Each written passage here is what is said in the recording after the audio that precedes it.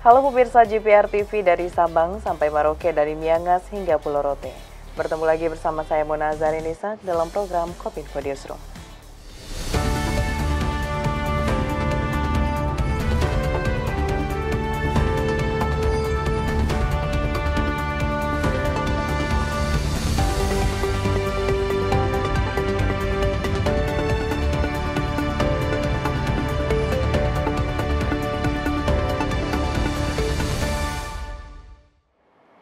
Kita ke informasi pertama pemirsa, menjelang pemilihan Kepala Daerah Serentak 2024 yang akan berlangsung pada 27 November mendatang, Menteri Komunikasi dan Informatika bersama KPU, Bawaslu dan sejumlah platform digital melakukan deklarasi Pilkada Damai 2024 dan anti-hoax.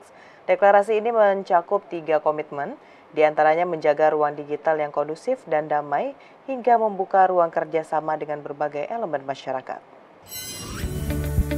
Menteri Komunikasi dan Informatika Budi Aris Setiadi bersama KPU, Bawaslu dan platform digital seperti Meta, Google, TikTok, Snack Video, Telegram, dan lain melakukan deklarasi Pilkada Damai 2024 dan anti-hoax di kantor Kementerian Komunikasi dan Informatika pada 3 Oktober 2024. Deklarasi ini dilakukan mengingat pemilihan Kepala Daerah Serentak 2024 akan berlangsung 55 hari lagi. Deklarasi itu mencakup 3 komitmen dalam mewujudkan Pilkada Damai 2024. Di antaranya Kementerian Kominfo, KPU, Bawaslu, dan platform digital berkomitmen penuh untuk mengampanyekan dan menjaga ruang digital yang kondusif dan damai sepanjang perhelatan Pilkada 2024. Selanjutnya, berkomitmen penuh untuk secara tegas memberantas segala bentuk konten negatif di internet yang melanggar peraturan perundang-undangan, terutama perang terhadap hoaks terkait pilkada.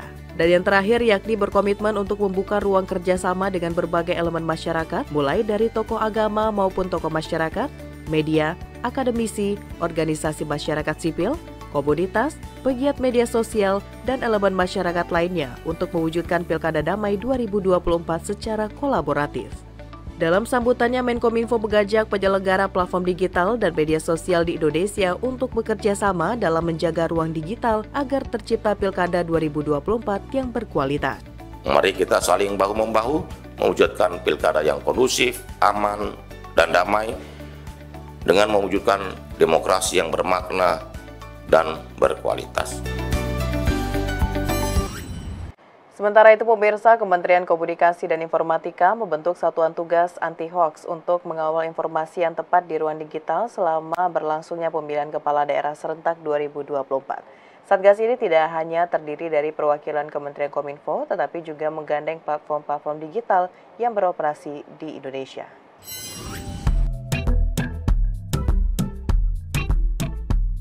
Kementerian Komunikasi dan Informatika membentuk satuan tugas anti-hoax untuk mengawal informasi yang tepat di ruang digital selama berlangsungnya pemilihan Kepala Daerah Serentak 2024. Satgas ini tidak hanya terdiri dari perwakilan Kemenkominfo, tetapi juga menggandeng platform-platform digital yang beroperasi di Indonesia seperti Meta Group, Google, X, TikTok, dan Snack Video.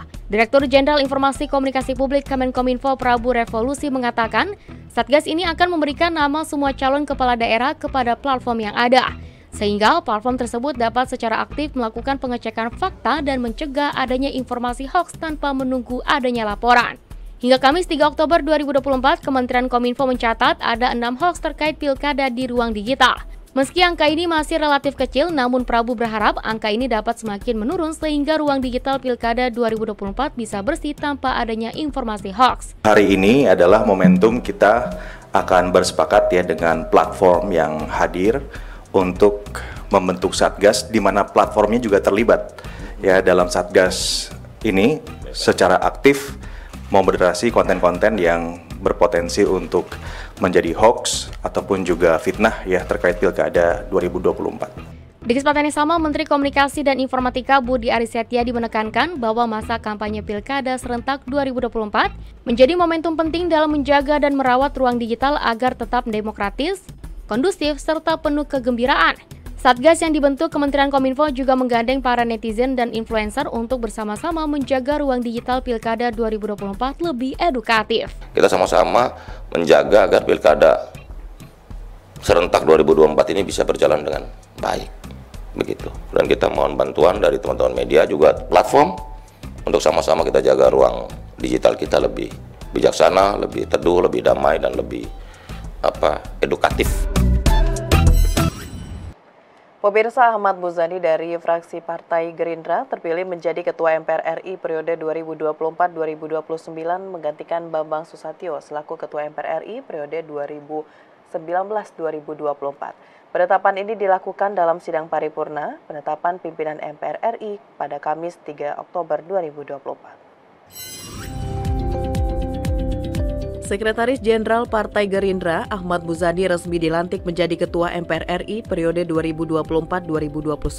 Penetapan Muzani disepakati dalam rapat gabungan fraksi partai politik DPR RI dan unsur kelompok DPD yang digelar di ruang rapat Komisi 2 DPR Senayan, Jakarta pada Rabu 2 Oktober 2024. Sidang paripurna tersebut juga menyetujui 8 pimpinan MPR RI lainnya untuk dilantik. Kedelapan dari mereka ialah Bambang Wuryanto dari fraksi PDIP, Kahar Muzaki dari fraksi Golkar, Lestari Murdiat dari Nasdem, Rusdi Kirana dari PKB. Kemudian Hidayat Nur Wahid dari PKS, Edi Suparno dari PAN, Edi Baskoro Yudhoyono dari Demokrat, dan Abkandra Muhammad Akbar Supratman dari kelompok DPD.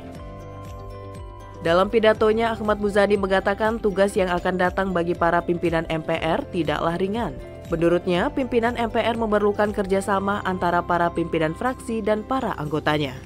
Karena itu, kami terus akan bekerja sama bersama-sama dengan para pimpinan, para wakil ketua, para pimpinan fraksi, dan para anggota pada masa-masa yang akan datang.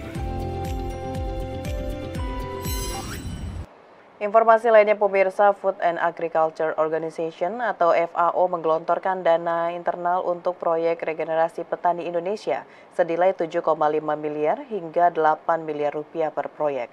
Pelatihan itu akan difokuskan pada 100 peserta perangkatan di Jawa Barat, DKI Jakarta, Banten, dan Lampung dengan prioritas diberikan kepada anggota pramuka yang telah lulus dari sekolah menengah kejuruan atau perguruan tinggi seperti Politeknik Pembangunan Pertanian.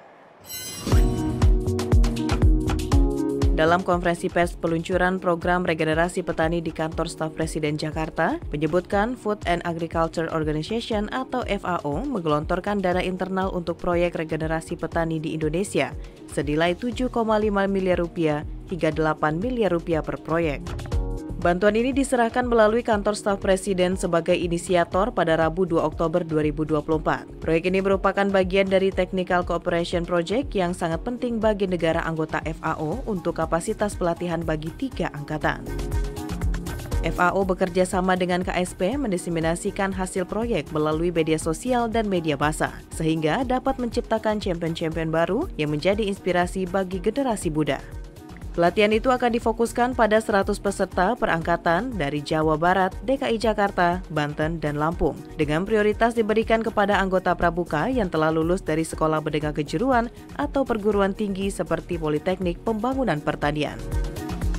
Maksimal yang bisa diberikan oleh FAO untuk sebagai seed money itu adalah sekitar 7,5 sampai 8 miliar per project. Nah, ini kebetulan proyek ini hampir maksimal. Jadi sekitar 7 sampai 7,5 miliar rupiah. Pemirsa, usai jeda pariwara, Kominfo Newsroom akan kembali dengan informasi lainnya. Tetaplah bersama kami.